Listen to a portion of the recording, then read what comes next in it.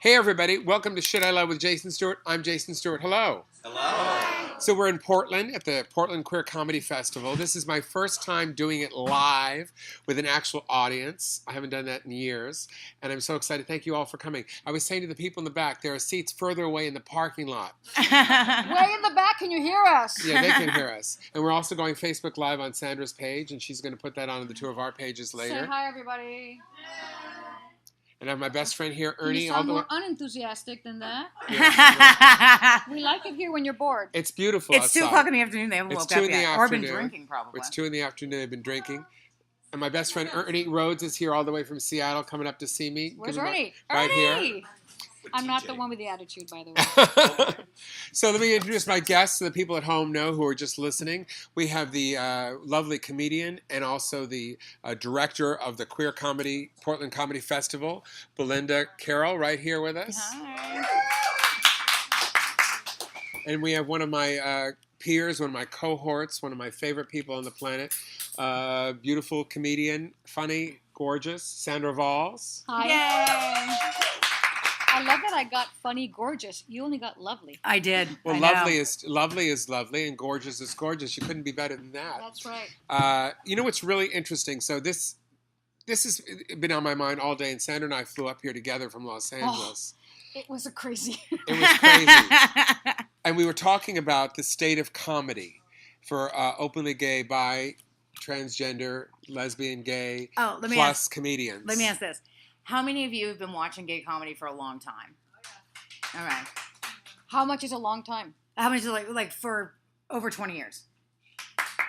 Okay, what about 10? Okay, what about 5? So Okay.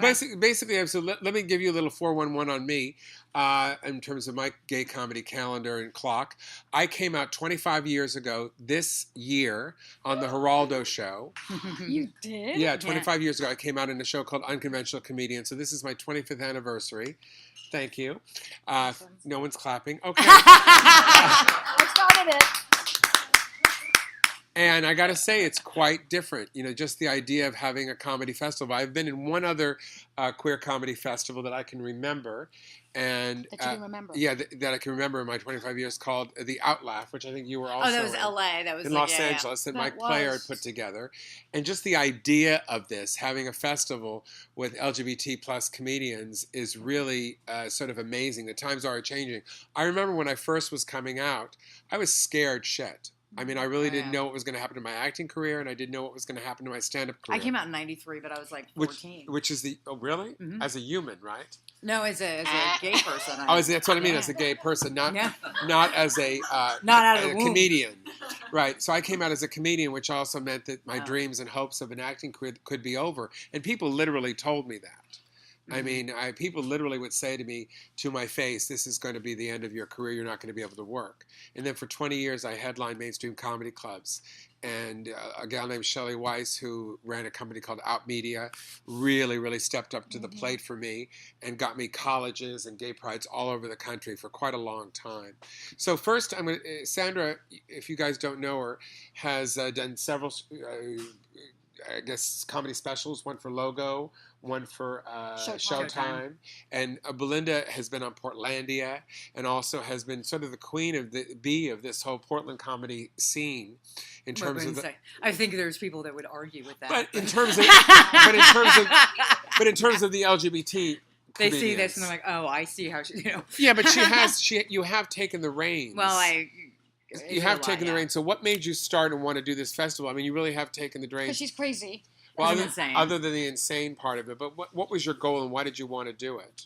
Well, I wanted to do it for a while. Like, I talked to Sandra about it, like, Years and years 7 years ago or something. Yeah. And it was just kind of a thought that I had because the thing is that, like, talking to Jason and talking to Sandra and the people I've been friends with over the years, that's the thing that I heard was, like, they don't let us, headline clubs because they don't think that we can sell it. Talk this way so sell it the out. people at Hi. home can hear. Hi, too. how are you? Don't forget. So hearing over and over again, like, we can't sell out clubs like I think pissed me off, and so so I started doing like Pride shows, and what I noticed was I would have a big show every Pride, and every Pride we would do 2 shows, and those 2 shows would completely sell out, and so I started working with bigger and bigger headliners, and started working with more people telling me that, you know, queer comedy is really opening up, and that this is kind of our time right now, and especially with like. And what year was this when people said that to you?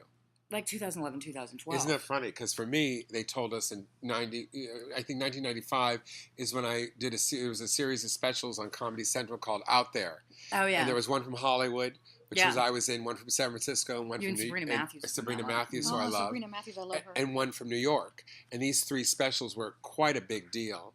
And then Andrea Meyerson had the idea of doing a series of specials called One Night Stand Up. And we all did a series of those on Logo. And then there was the Wisecrack, which also Logo did themselves. And some of us had our own specials that we sold. I sold my Making It to the Middle special to Hear TV. Making it to the middle. Yeah, because that's what it felt like. I mean, in terms of you saying people selling out, I remember being, and I say this with such respect for the other comedians that I work with, people like Robin Tyler started, and Leah Delaria, and the late Bob Smith, and Funny Gay Males, who were the first to really go in there and work in mainstream comedy clubs. But the only thing I could say first for me is I was the first one to headline mainstream comedy clubs on a regular basis and work in that venue. And then if I found it really, in terms of gay comedy with openly gay comedians, we would do it mostly in venues like this, the Fun House that were fun, gay prides, leather bears, political organizations. And those are where we sold out. And I think it's a lot different for lesbians than it is for gay guys. Because we were talking about that. You're right. We don't do the leather of the bears. But you do the women. Some of us do the leather. I mean, leather bears. That's right, but not bears. But you guys have the women's special. We have women's festivals, women's things outdoors, with a Y, Mother and everybody's Goddess, wearing camping. And nobody has a top for some reason. Well, that was a plus for me, but the camping for me, as Belinda knows, I don't know. I'm like a pretty hard no on the camping I'm a big no lesbian on the events. camping. For me, camping is like being homeless. It's just not. I'm not that. I'm an indoor dyke. I am too. Well, I love hiking, so I like going outdoors for like 2 hours and then getting in my car and going home. Like I don't want to actually like. I like going outdoors to check the mail. This is why I'm such a pale Latina. This is my tan. I'm Jewish and my mother won't let me. So, won't let me. So tell me, did you come out? Because I know your story, babe. But tell the folks at home and listen to the radio, the folks here at the Funhouse in Portland, Oregon. Yeah. Did you come out? Or did you start working in comedy in the closet, or were you out the whole time? Or? It was in and out. Well, I started comedy years and years and years ago. What year? And years. What's your year? 83 for me. What's your year? I was 29. When I came out? When did you start doing comedy? 2009. 2009. Oh my God. So you're a baby. Know. I am. I think mine was in the night. Anyway, I was in Boston. It was a while ago, so I started doing comedy. Then I kind of quit because I'm like, this is hard. And I got involved with the relationship. You know how that goes. Yeah. And you're like, what? No, I don't. I lost myself, and nothing's funny at all. So then I escaped to New York in 2001, and I really started hitting it hard in 2001. But even when I got to LA, they were like, you may not want to say you're Mexican. You might want to say you're just Spanish. I was like, why? Because, you can pass. I was like, what? And you might not say you're gay. I'm like, what? Oh, Why? yeah. So I was like, so I'm going to talk about my lunchbox collection then. I mean, what do I talk about? Oh, yeah, I've been advised forever. Myself? I mean, really? So, I've been advised forever because I was a singer before I was a stand-up comedian. I was a singer before I was a stand-up comic too. I wanted to be a singer. but I said no. I'm going to do my thing. I'm just still going to do my thing. And back in even the 2000s, it was like when you would say my girlfriend, you would have to say, I mean my girlfriend, like my partner, not my friend who's a girl. You've had to say that, and people would go, what? And I would even joke about it. Even in 2007, when I did the Latin Divas Comedy on Showtime, and you see me talk to the audience, I was like, my girlfriend. No, look at that guy thinking because he went. And I went, look at that guy, like, let's go, it's the devil, because you had to qualify. that you were not just a friend who have a friend who's a girl. So I guess I just stuck to it. That makes me sad in a way because coming out in '93, it took a while. I came out before Ellen and before Rosie and before Neil and Ricky and all the people that were out. So it sort of felt sort of lonely. So when you gals and guys started coming along, it really felt a lot better. I got to say, I was so happy when people started doing that. But I have to say that makes me sort of sad that things that we still have to keep coming out, and there's still places that people don't really get what we're trying to do. I think that we've progressed a lot. Let's look at the positive, but I still think there's a lot of work to do. Right. And which is why it's so important. Time goes like this. Even now, to still be out. All of us have been out for a while, and some people, no names, who have been closeted until they get to a level, and then they're like, I'm gay, and you're like, oh, I could have done that, and I was the idiot that was out the whole time and didn't get an opportunity. But I'm not an idiot. We each have a mission in life, and we each have people to reach and to heal, and so I do not regret any of it. That was my journey. If it's their journey to be like Trojan horsing it, and then all of a sudden being like, I'm gay, I'm fabulous and gay. I'm like, well, that's how she did it. Hashtag Trojan horse is my new thing. Because how some days you're like, oh, girl, please. I did a special, which, again, should remain nameless because it was just me and another woman. And she kept going, the lesbian. We were like filming backstage. The lesbian, the lesbo. And I'm like, what? And then afterwards she goes, hey, you want to go to the club? I go, what? She goes, the club. I said, you're gay? She goes, well, of course. I go, didn't you just make fun of me for being gay? She goes, well, I don't have to publicize it. I said, you just talked on stage about dick and blowjobs and stuff. She goes, yeah, well. I was all, well, you're a good actress because I believed all of it. I threw up a little bit in my mouth, but I believed all of you were saying. But I was just out, just doing my thing. Sure, yeah. Well, for me, it was completely different. I had 10 years. 10 years. I'm glad the people at home can't see this. Hi. Yeah, but that'll disappear in 2 seconds. Just the. Robin White. Well, unless somebody captures it, and then it's online forever. Okay. Yes, it is, but they won't see us. That's whatever. He's in denial. For me, it was 10 years of being in the closet in denial and thinking people didn't know. And I used to do a joke. I would say, I wear my leopard pants and my zebra jacket, and I speck up my hair, and I dance in a circle because I don't want anybody to know I was gay. Or an 80s freak. Yeah. When I started doing stand-up in '83, people there were no openly gay comedians. There was a guy named Michael Greer, and there was Robin Tyler, and that's all I knew. And just a second. I just want to note who Robin Tyler is because a lot of people don't know who she is. She was the very first lesbian stand-up comic to ever do television ever. She did Phyllis Diller's Comedy Hour in 1969. Hi. Talk this way. Okay. I don't like talking that way. I don't care. You put it the wrong way. I want to talk it this way. I can't change the mic. Comedians. Okay. I'm fine. So anyway, she was on Phyllis Diller's Comedy Hour in 1969. And she went on to be a huge queer activist, and she was one of the defendants in Prop 8. Okay, go ahead. Yes, and she got married, and I actually just saw her on Thursday. She's in this wonderful documentary called The Long Road to Freedom that's going to be on Here TV about the Advocate magazine. So it was sort of exciting, and her and Reverend Troy were sort of the bookends because they were the male couple that were the first to get married in Los Angeles, or the first to keep trying to get married. And I want a husband, but I just, mine is not legal yet. Anyway, that's a long story. So coming out, I mean, people say to me a lot, and I wonder if they say to you, is this still a problem? Is this hard still? And I have to say, 25 years, a lot has changed. I've been really, really lucky. As an actor, I've got to play a lot of straight people, a lot of gay people. Things have really changed. I feel the song coming on. 25 years and my life is still. Everybody! Great big hill of hope. I'm not used to all the comedy on my podcast. You know that song? No, I don't. For the destination. Every lesbian. Oh,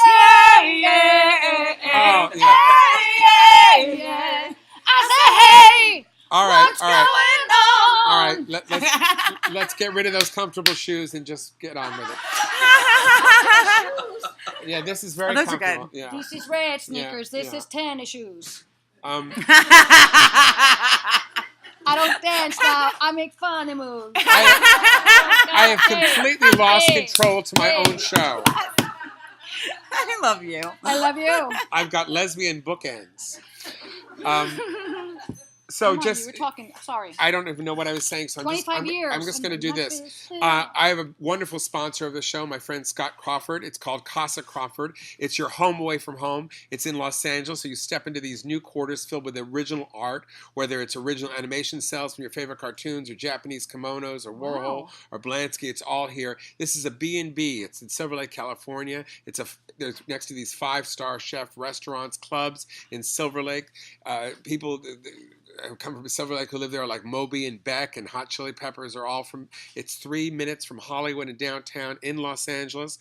Come home, come relax in a quiet place. It's called Casa Crawford. And when you're ready to step out into the excitement of Los Angeles' hippest neighborhood, according to Forbes magazine, Casa Crawford is a home away from home. Just email me. He's got theme rooms. Yes, he does. The whole house is like that. Yeah, it's really, really great. I can't even afford a fancy neighborhood here. So I don't understand. I'm still doing the commercial. Girls, ladies, women with a Y. So please, everybody, if you want to be come to California, stay at Casa Crawford. Casa Crawford. Thank you, Scott, a wonderful gay man who sponsors my show. Awesome. I feel really grateful. I feel really grateful that I'm able to be who I am in this day and age, and I feel really, really lucky that I've been able to go from coming out of Geraldo to playing a white heterosexual Christian plantation owner in 1831 in The Birth of a Nation, which is the story of Nat Turner, and I got to be in that in a year and a half ago. That's been my journey of, every time I go back to where I want to do, what I want to be, I say, God, I really want to act, and then I want to make people laugh on occasion. And I think that those opportunities, I didn't think that I was going to have them when I came out in 93. I really thought it was going to be over. And it's all about, for me, keeping to the grindstone, keep showing up no matter what. My dad, who was a survivor of the Holocaust, not the camps, but the ghettos, always used to say to me, when you go to the interview, show up in verite. Show them you mean business. And I always meant that to be, show up and be yourself, your best self. Be who you are, and then you will get to where you go. And just keep showing up, and show up with gratitude and humility. And that's something I've always done. I think it's really hard sometimes, and I think that people don't realize now that what's going on in the country, we don't realize how difficult it is to get these rights now that we're in a place where we might lose them. Oh yeah, and that's really a scary time for a lot of the young people in the room. Thinking that these things can go away, that we work so hard, and we stand on the shoulders of these other people, and I so appreciate them all. Do you guys feel that way? Yes, and I also feel that we have a responsibility of people who stand on our shoulders. I feel, in my age now, we were talking about age. Oh, yeah. We've been at this for so long that now we're the teachers as well. So we're kind of in the middle. Like I look up to Robin Tyler. I look up to people who've paved the way for me, and I definitely pay homage to them. But now I actually am proud of us, because you might be like, well, who the hell are they? I've never seen them in this. Well, you've seen Jason. I've never seen them this. I don't care. We have slowly but surely cleared the path for other people too, and I take some credit for that. But I also take responsibility for younger comics or younger LGBTQIE, KFC, I'm the SUV, younger comic. Elemental P. To come up, yes, that are coming I was up. happy when we were just gay. It was so much easier. I don't know when it changed. And I always think to myself, can't the straight people take one of the letters? Just one. Can't they just do something? Jesus Christ. I was in the middle of a very touching I know story. you were. Go ahead. I interrupted you. I'm sorry. It's okay. Payback for 25 years and my life is still. But I feel Let me kick off my shoes and throw my hair out. Okay. Take your top off. So I feel a responsibility, and I feel that I'm paving the way also, but to each one teach one, each one help one. I think there's enough room for everybody. I've always thought that, or else I wouldn't be in this business. I don't think that no matter how oversaturated it is, there's always room for that other person. Ever do a puzzle? And you have all these puzzle pieces. I don't care if it's 20 pieces or 2,000 pieces, and you're about to finish, and that freaking missing piece, where is it? It just threw off your entire beautiful masterpiece. And I feel all of us are puzzle pieces. All of us join in the huge puzzle picture of what the universe is. And I know it's getting a little deep, but no, I love that. I love it. I think that each Which of us piece has am that. You're not puzzle piece. Under the table. You're the last one. I think I have a feeling that everybody here wants to ask a question. I have a feeling that people want to ask stuff. Am I right or wrong?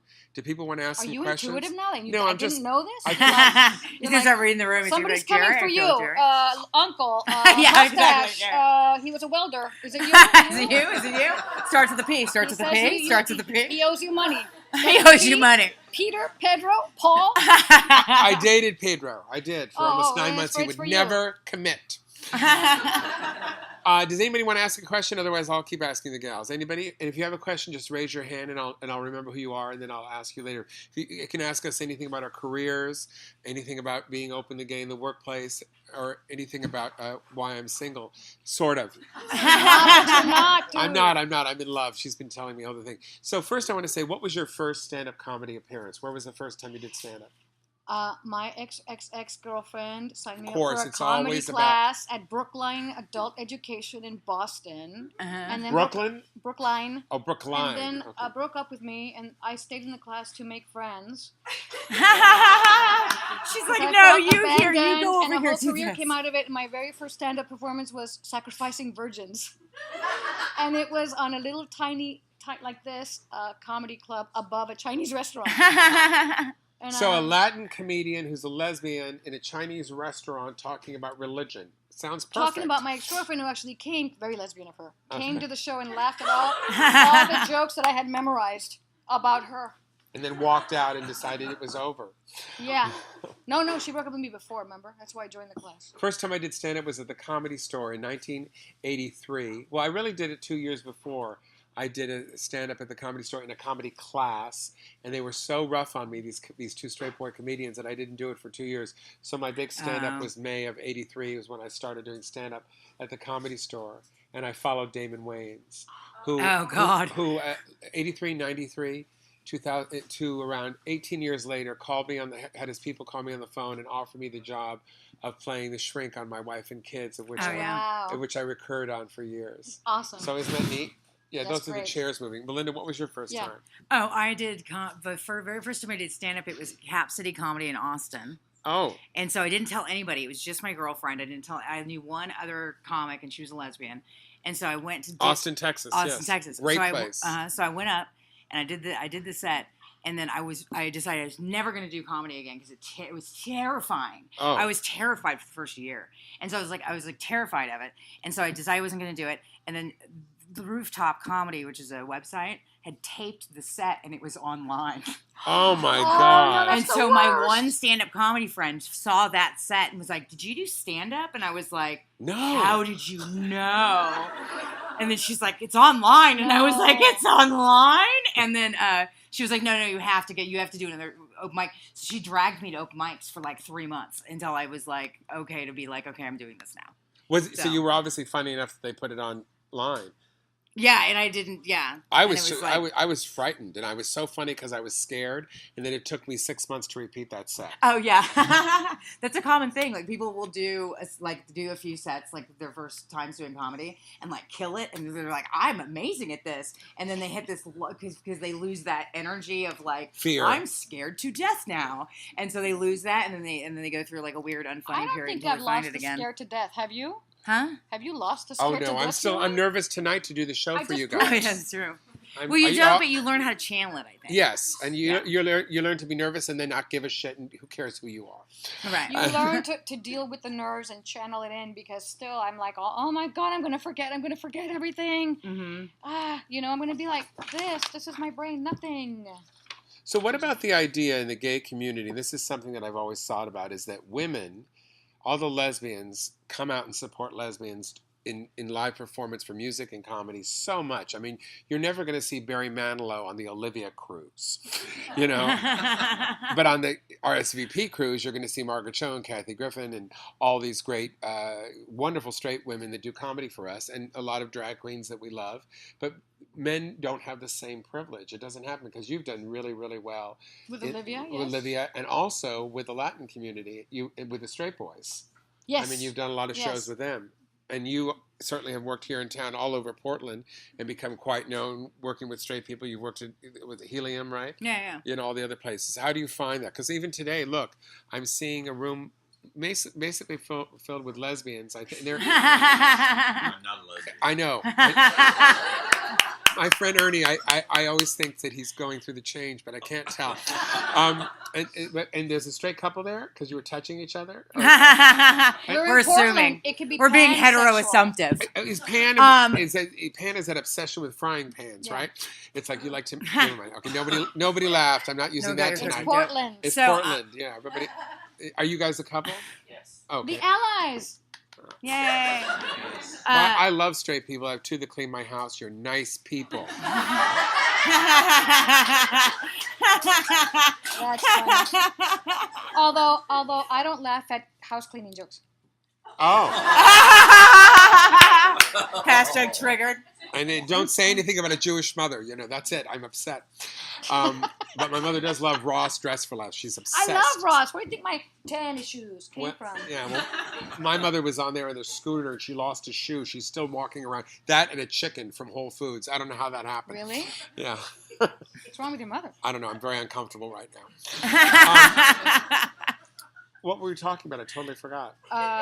The struggles. Oh, the struggle. The struggles. So do you of find you guys as opposed to us that we do you support ourselves and each other? Do you find but you guys support your bars. At least they support the comedians. I mean, you guys go out and dance. There's still a bar that's like rickety, falling apart. This bar has been here since 1912. It used to be, like those underground bars, and our bars are like a month and then they go away. Well, now nobody goes to bars because we all meet each other online. Hold on, I got a call.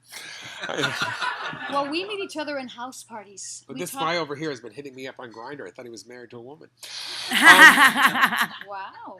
It's okay. It was scruff. Portland. It's okay. I could tell it was you from your legs. Anyway. I do think it's interesting. It is interesting, and as the years go on, I think it's really important for gay men to support each other. And I do think we have supported each other much more now than we ever have. Is it because, but it's a longer road for us. Is it because gay men don't support, I guess, from what you're telling me, that gay men don't support other gay male comics because no one could be better than them? I don't know. I always them? think there's 10 minutes not of the audience. I me? think there's 10 guys in the audience that are just as funny as me or funnier. Thank you, Ernie. And I do think that is true. And that's part of the thing. I think that they are. And I think it's also looking into a mirror. And that sometimes is uncomfortable. But maybe it's my age, too. Because I do think gay men now are more supported than ever. But it's a longer road. Him and I disagree with the age thing. But I love you. But what? You think that... Because, I know that there's a stigma to age. I know that people have Well, when I get there, I'll tell you how it feels. because you've been talking about your age. In the car, forever. I wanted you to bring it up on the radio so everyone can hear. You said we're going to talk about age. I know. I forgot. I thought I was smoothly segueing. Forget it. No, it's okay. Go ahead. I'm teasing you, please. So let's talk about aging in comedy. Just aging. I think you're as old as you feel. Oh, yeah, I think so, too. That you are 106 then. I'm 93. She's 12, I'm 12. I mean, I really think that this has got to shift somewhere, because men do realistically have it easier in Hollywood than women. Oh, sure. Women aging, So that's there. That's the reality. But really, it's how you feel, because you're like, well, I'm too old for this. I'm too old for that. I don't think so. It's not that I feel like I'm too old for it. There's certain things that I don't want to do anymore. Well, that's different. Well, that's very different than, I'm too old for that. Yeah, because I enjoy my 50s. I'm 52. I enjoy my 50s. I'll be 53 next month. A person goes, oh, that's because you don't give a shit about other people anymore. I said, actually, no, I give more of a shit about me. Yeah. It's really nothing to do about other people. It takes as long as it takes. I'm willing to admit that I'm 40. All right. I didn't think you were going to admit it, but it's taken me 9 years, but I'm admitting it. I love how I don't love that certain things hurt, that I have to get enough sleep and take these weird vitamins, and now I got hot flashes. That sucks. It's horrible. I'm very irritable. But it's part of like my transformation. I don't know. I'm enjoying my life. You gotta be careful because it's Portland. Yeah, and they might think you're trans. Yeah, that's right. You can't say some words anymore. You can't say I'm transitioning in my life. No, you're not. I can't say that anymore. No, you can't say I'm transitioning to this thing. Okay. It's no longer. That's not ours anymore. Okay. I had to let that go. I am metamorphosizing into into something else that I love myself right now. I'm at a really good space. I hope I get better.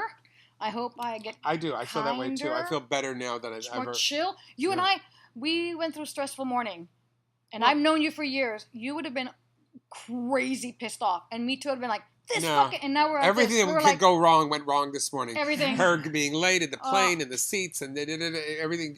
I was like, whatever. Yeah, It what are still we gets gonna on my do? nerves, but I'm not going to be like, What are we listen gonna do? here. I was What are we like, going to do? Just try to explain it to somebody, and if they don't understand, then maybe they'll have a better day that we didn't piss them off too much. Does anybody still want to ask any questions here? Anybody? Anybody have a thought that comes through their mind? Nobody? Not one? Are you afraid to be they're on the shy radio? because they're shy that we're going to like cut them down. No, we're not. We're not. Honestly, Ernie, Jason might. Ernie, you don't have anything you're thinking. That's fine, and you shut me off about girl campers, about being afraid of camping. Oh, I hate camping. Ernie's still on the camping. He's afraid he's going to get something wet. Well, I just heard that it's because you're afraid of bugs getting in your cooch. I am afraid okay. of bugs getting in my So cooch. the one question we had is my friend Ernie wanted to know. I am. Hold on, let me just get the Oh, question we so all are. everybody else can hear this on the radio. This is my best friend who's helping me out with my show. His question was: are the ladies on the panel afraid when they go camping that their bugs will get into their cooch? That's the question. This is a man who is. I don't know. I don't know Hey, how. have you seen how small the bugs are? Another woman. It seems like an Of unfounded. course I wear underwear. I'm a germaphobe, right?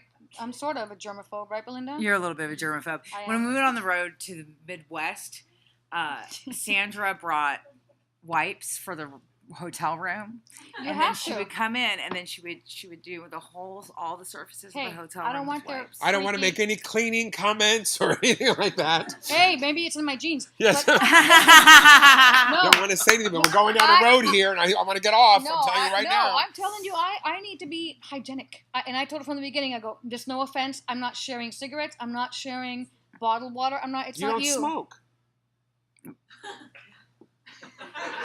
The struggle of a comedian, especially a female comic, just Jason. So We what smoke, Jason, So what it's are your fine. goals, We smoke. Sandra? Where do you want to Look how be? he changes the subject. because No we've- smooth segue, just like, what are It your doesn't goals? matter. What are your goals? Where do you want to be? What's the thing? If you could have anything in the world of comedy or acting or Okay. singing, because you do it all. I want to reach a level where I'm financially abundant and stable, where I can still do what I love and not have to worry about where the next paycheck's coming from or health insurance.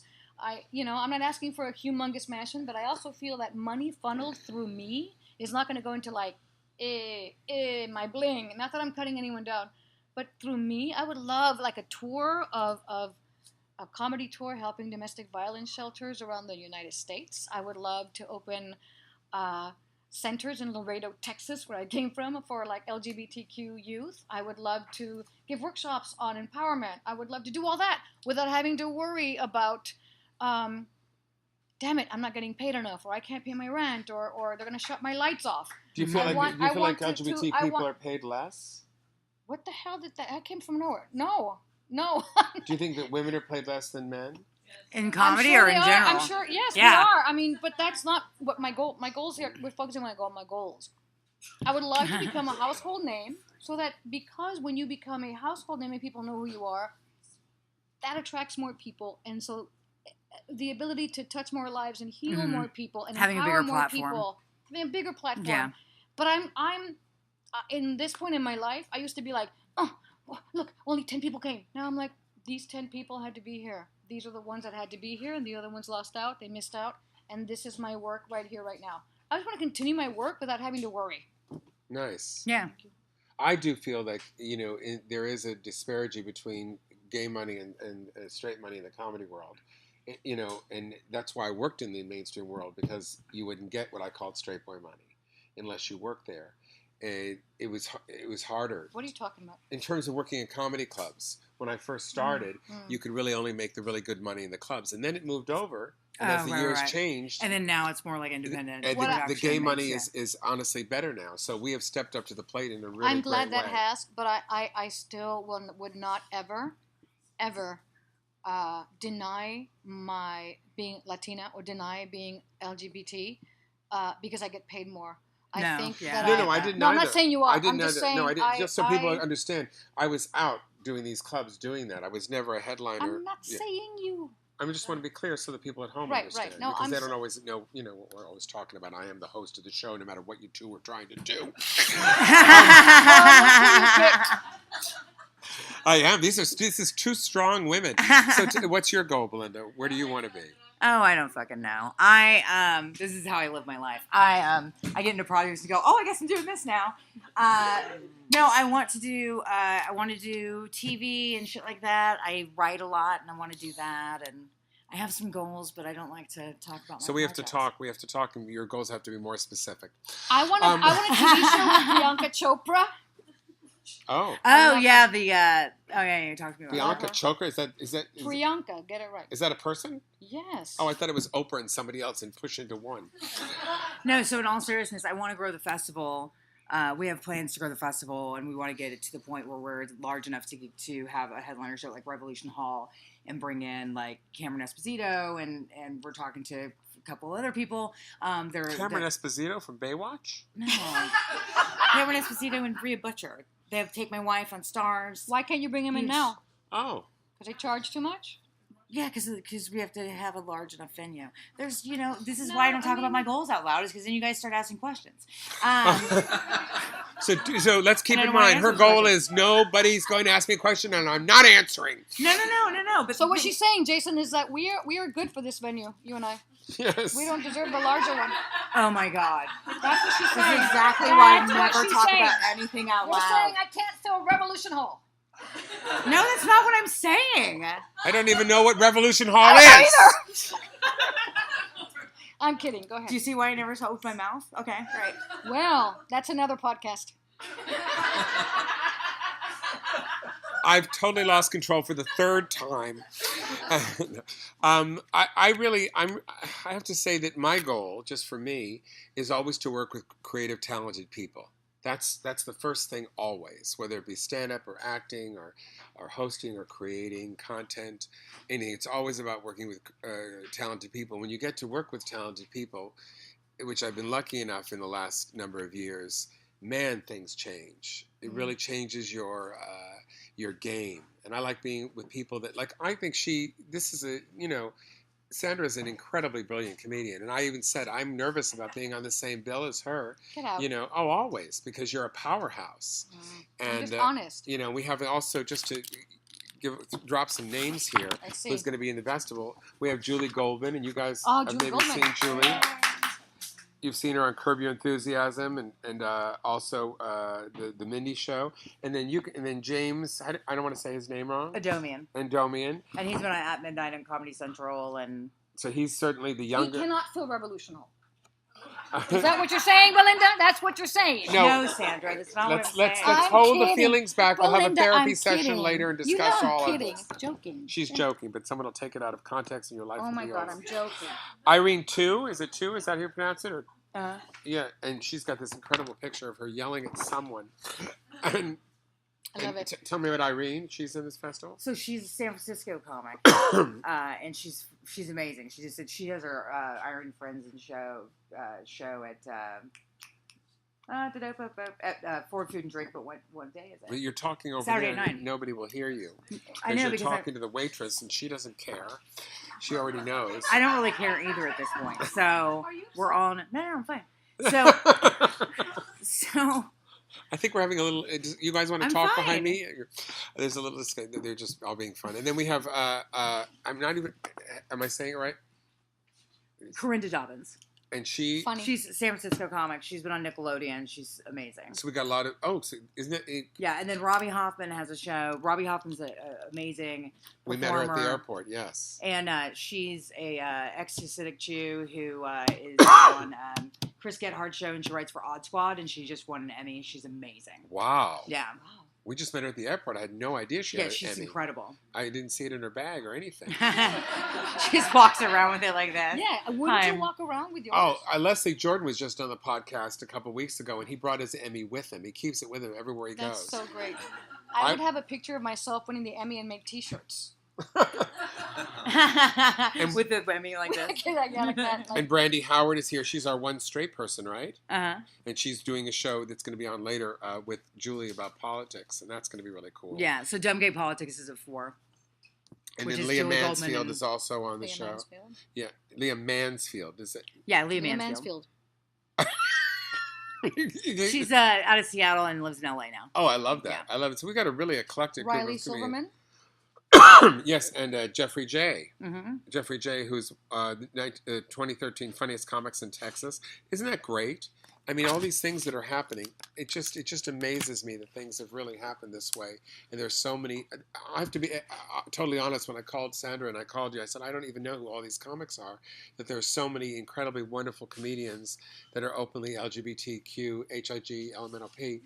And they're all. Well, this is why we have festivals like these, so we could, first of all, be introduced to more LGBTQIE, IQQ faces. It's so true, because where would you see us? I mean, there's not that many specials on HBO or Netflix or anything that showcases us. So for me, I take my hat off to Belinda Carroll. It's not an easy feat. No. We don't have to wait for like gay prides, which have To work one token gay male or gay female comic on the gay Or a prize, straight girl. or whatever. But Or we a don't drag see like a performer. bunch of Yeah. us, right? Mhm. We see a lot of other kind of performers at the gay prides. So for me, this festival means a lot. Number one, because I love Belinda. Number two, because I know how hard it is to even put like a little mini tour of 3 of us together somewhere. And number three, because of the support and healing that happens in these kind of festivals. I mean, people come to either to be validated, like, yay, I'm gay, to be entertained, or to learn something new and get a different point of view from a different kind of LGBT perspective. Not all of us have the same perspective. Not all of us grew up in the same neighborhoods or the same cities. I might have my mind. This is what comedy does. It opens your mind to different sides, and through laughter, you kind of get a different point of view while you're laughing. But I can't say transformed. No. But Because then all of a sudden you don't have boobs. you come out with a shift. Hopefully you leave. What if it was that easy? The comedy Yeah. show. Hopefully you leave your comedy show with a little shift in perspective. Correct. Yeah. And for sure. what's interesting is once you work together, and me, because half of my life is an actor and half is as a comedian, once you work together, you're like brothers and sisters. Yes. You really are. And I can, even if I haven't seen Sandra in a couple of years, I can call her. At least cousins. Yeah, and you call her on the phone and say, hey, do you know this person? What do you think? Or we're going to do this. Like here, we talked on the phone a couple times. What are you going to do? What's going on? What's the dish on this? And you can always call somebody. And whenever you watch things about comedians or actors and how most of the time, I would say, 90% of the time, people are incredibly supportive of one another. And it's a brother and sisterhood. It's a family. It is a family, because the beautiful thing is, because you're going to see each of us come out and do 20 minutes, 10 minutes, do our own little, that's part of our life. That's part of our universe. When we tell you, and of course it's exaggerated because there's jokes, we have our own little world to tell you about. And then he comes out, and then she comes out. But backstage, we're like, fucking kill, dude. It was great. Or, no, you'll be fine. Like, or you're so nervous. Hey, God, like, I can't follow her. I can't do it. But we then have a bond back here of who you work with, because not only were we like 5 little vignettes in one big show, we were now in this show together. Hey, we were in the show together. Wasn't that great? And so that's a bond in itself. So I don't have to talk to them. Or more likely, we were in that show together. It was a shit show. Do you remember that? But we had a good time backstage. Oh, yeah. We supported each other backstage. Remember those shit shows? Oh, yeah, for sure. I've had a share of my shit. Share of shit shows. I remember when I met Belinda. I don't know if I called you or you called me. I can't remember. I think we got introduced to Terry Joyce. Oh my God! Yes, Terry Joyce. I had done a. She was on Last Comic Standing. Yes, Last Comic first season. Yes, and she had a radio show, and she introduced us. And Belinda produced a show and opened for me here, right in this room. Yeah. How many years ago? 6? 5 years ago. And I got to say, when I first met you, you were so supportive, so kind, and also you treated me with such a respect. Made me feel like I had accomplished something in my life. And you really, as an openly gay person, and you made me feel like a mentor, and you made me feel, and I hope that I've been able to mentor you, because that's always, and it really was wonderful. So I want to say publicly, thank you for that, because I think it's really important to make the older people in your life feel like they've done something. Sometimes we don't. So it was really, really nice. And I just so appreciate it. Thank you. And it was, question? I didn't want to interrupt you. No, please. I love questions. Okay. I want you to feel open and comfortable. We're not going to make fun of you, maybe just a little. It's okay. Did you have to wear that blouse? Okay, go ahead. Ain't nothing wrong with her blouse. I know, the boobs Okay, are all right, the let boobs her are ask the showing. damn question. Jeez. Stop yelling at me! My wife, who's not here, is also a stand-up comedian. Who's your wife? Her name is Coy Field. Oh, okay. Coy Field is your wife. I'm going to repeat things so people can hear here. Sure. She actually opened for Julie Goldman in Alaska when we lived up there. Oh, cool. Oh my God. So your wife opened for Julie Goldman, who's in the festival. Wonderful. Yes. And since we've moved down here, we actually don't live in Portland. We live about an hour outside of here. And I don't know, like, she hasn't been doing a lot of open mics as much as she was before. And as her spouse, like, how do I support her without being too pushy? Like, I don't know what her limit is. Because sometimes, there's a Thursday night thing she goes to where we live. And a lot of times she's like, oh, I'm just not feeling it. I'm not feeling it. And it's like, but you feel so good after you do it. Like, whether it goes bad or good or whatever. Okay, like, so the question is how does a spouse of a comedian support their partner in doing their art? Other than being the butt of her jokes. Either than being the butt of her jokes. I was gonna say Is this really a selfish thing? So is that first- what this is? So we'll all Get her out of the house. Make her make fun of other people. This is ridiculous. well, She's got to do it. There's got to be an outlet for it. so you go first. You go first. So what I think that you should do is allow her to focus on her goals and make her set goals. So like talk to her about what her goals are with comedy, because it's not enough for most people just to get up on stage and just do an open mic every once in a while, because that's like whatever. But to work towards something is really important. And even if it's not like on a professional level or like I don't want to do this full time, whatever. But if she's working toward little goals, that'll help. You know. I would say this. I read this in an article. A friend of Barbra Streisand said, my daughter is an actress and she wants to talk to you about being an actress. Would you talk to her? And Barbara said, sure, of course. And Barbara met with this young girl and she says to Barbara, do you think I should be an actress? And Barbara said, no. And she said, why? She said, because if you have to ask, and you probably don't really want it. Mm-hmm. This is a very difficult business. So the first part of it is not how you feel on stage. The first part of it is the other 23 hours in the day. And I think that one has to want this really badly. It has to be a part of your DNA. For me, I have to always be creating something. I have to be acting in something. I have to be getting ready to produce something that I want to be a part of. I have to be writing material about what I experienced about something. I have to be looking up, like Friday, I spent half the day looking up filmmakers I wanted to work with and sending them letters. Wow. And, that's that because I know that I want to work. I start seeing movies and I go, God, this is so exciting. Sorry to bother you. I just saw that. And Armie Hammer, who was a co-star of mine in Birth of a Nation, was in it. And I sent him a letter telling him what I thought about everything. And just wanted to connect with talented people. And that's so important to me. And that has to be in you first. Otherwise, it just becomes a hobby. And that's good, too. There's nothing wrong with it being a hobby. And the thing is, she does all of that, and then she just doesn't show up to do the... Well, that's important. So, you know what I mean? It's like... Right. So she's saying that her partner does this... Does she have stage fright?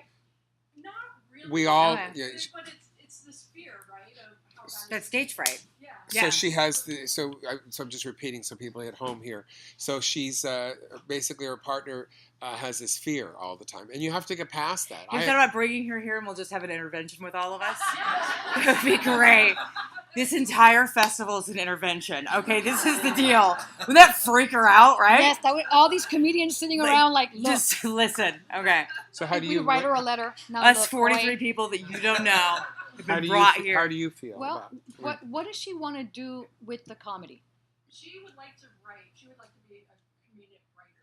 It's her... See, that's different. But that's also very vague. Right. I want to write funny things too, but where is it going to go? But she is it a can book? then- Is it but a if she- television show? Is it a Right. film? Is it a play? Is it a, Yeah, she wants to do TV. Like, that would be her dream job, would be to be a collaborator or writer for, like, Saturday Night Live or a sitcom. Well, then she needs to get a package together for Saturday Night Live and send it to them. The thing is, that doesn't come with doing open mics and stand-up. That would certainly that's a part of being funny. That's learn talking joke it out. structure and like Because even when I talk bits out with you guys, or if I'm just saying it again on stage, I'm saying the bit. The more I talk, this is why comedians take so long with one joke. Oh, I've heard that joke, but you haven't really heard the joke because we keep saying that same joke because for like a the year. Arrangement of the words. Because it's the arrangement of the words, and it's the way we say things, and then in the moment we add examples to it, and then we act it out maybe, which is my voice. Not everyone acts it out. I'm like, that shit was funny. I just acted it out. I'm gonna add that to the joke. So the joke or where the breath is, right? Right, or like the face. Right, with the is way you say something, or is it like the face? That's what is the smallest punchline? thing can change something. So we say the same joke over and over, and one little joke that would last blah blah blah blah blah punchline might now become a 3-minute bit because it's the story that happened to you, and you keep adding to it funny things. That's also part of writing while you're standing up. There's a difference between acting it out and talking than writing it. If you noticed, when I first started comedy, I wrote it all out. No computer. I wrote it all out. No computer. No, who are you? A parrot? Shut up. And I memorized it, right? Like the it was a way I monologue. wrote it, like a monologue. Oh, and yeah. so I said it all like a monologue. And I'm like, it's no one talks that way. No one talks perfectly. You interrupt yourself and shit. But so if she wants to do that, I suggest, first of all, I love The Artist's Way, this book that I... Oh, yeah, The Artist's Artist's Way is really good. I was Getting in a your class inner with the critic, Artist's Way. get it out of your own way, do the morning pages, start to write. Mm-hmm. Actually get yourself out. That it would maybe remove that block of her not doing what she wants. So And it also laziness and procrastination. I'm saying it because I'm lazy. Sometimes I'm like, I'm not going when I should be there. It's laziness. Also. Any more questions from anybody else? Oh, yes. Why are actors and comedians so terrified of improv? Why are actors and comedians Oh, so... I did improv for like 3 years. Why are, it depends on what kind of improv. Let me tell them what the question is. Why are actors and comedians so terrified of improv? Okay, go ahead, ladies. Belinda? I don't think. Well, I think that the stand-up brain and the improv brain are different. Improv people tend to come from intact and loving families. So Don't give away they're our happy. secrets. Don't give away our They're a secrets. weird, happy people. The improv people. It's very strange. We have improv people and stand-ups here, and it's a collision. And but I think that part of the reason is because stand-up brain is kind of prepared. Like they write it down at home. They come here, they do the joke until it feels natural, and then they present it. Whereas improv people are, I know I'm not talking to you at all. I'm sorry. So well, not me. It's no, just, I was talking to the camera over there. It's not the camera. Anyway. The actual microphone is here. Okay, so anyway, But how are we going to go like this? Believe me, You don't have to go like that. Why is everybody in everything the an world argument? Can hear me. People in fucking Northeast Portland can hear me talk.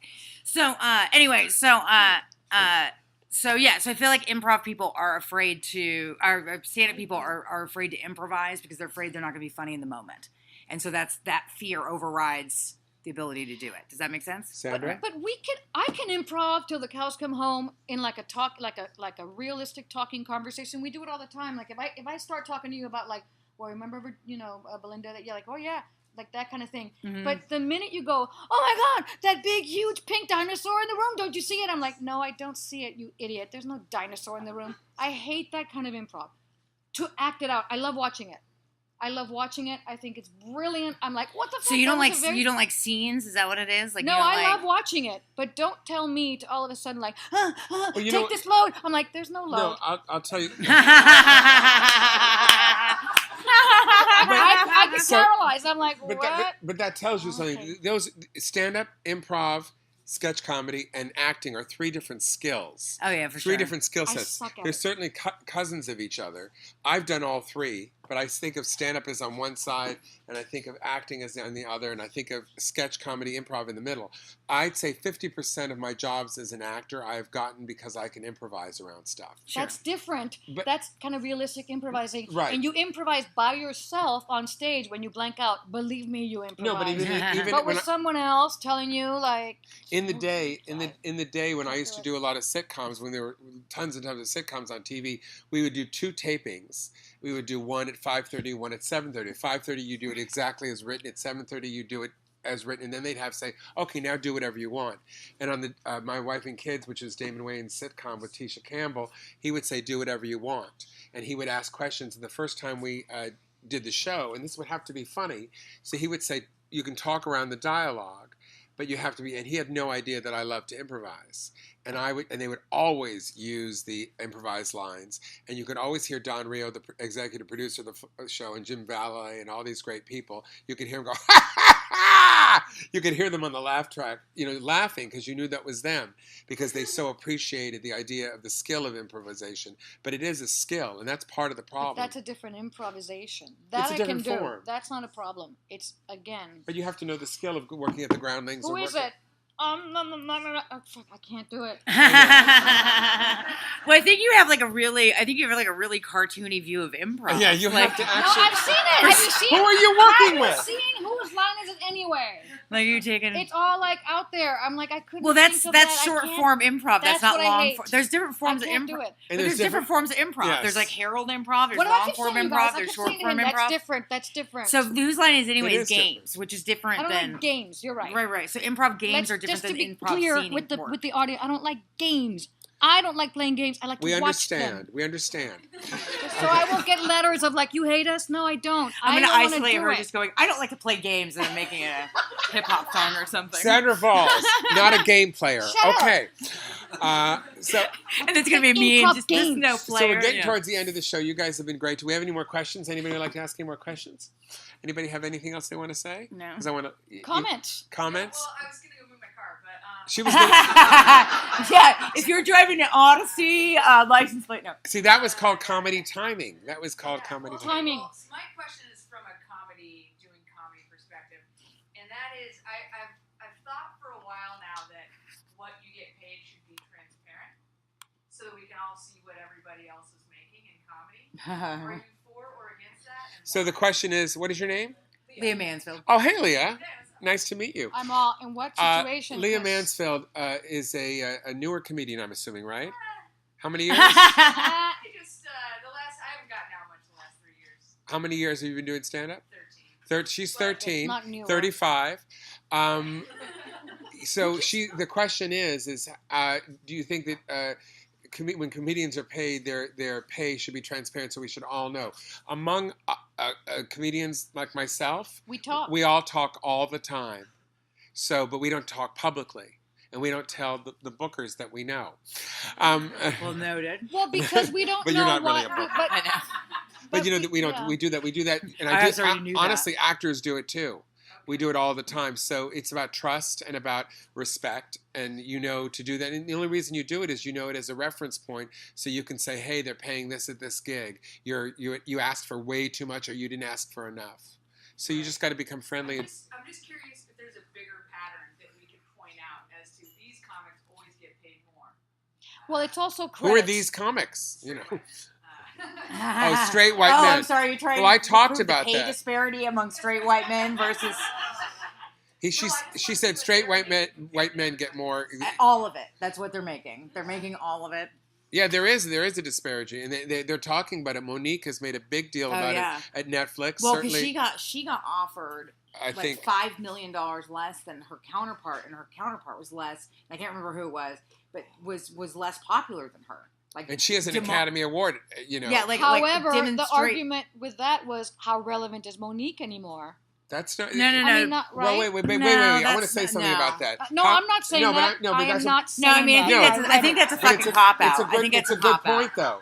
No, it's a really good point, because I think people were saying she wasn't relevant. What's the word? Relevant. You just had to come up with an No, but I think that's true. They were saying that she wasn't popular anymore, and that's not really true. She's very well liked. Her shows sold out really, Yeah. but I think it has to do with her being a woman, Mhm. being black, and being over 50. Yeah. And I really do believe that there's a certain you're either in or you're out, and they decide whether the agents and the managers. She just got a deal.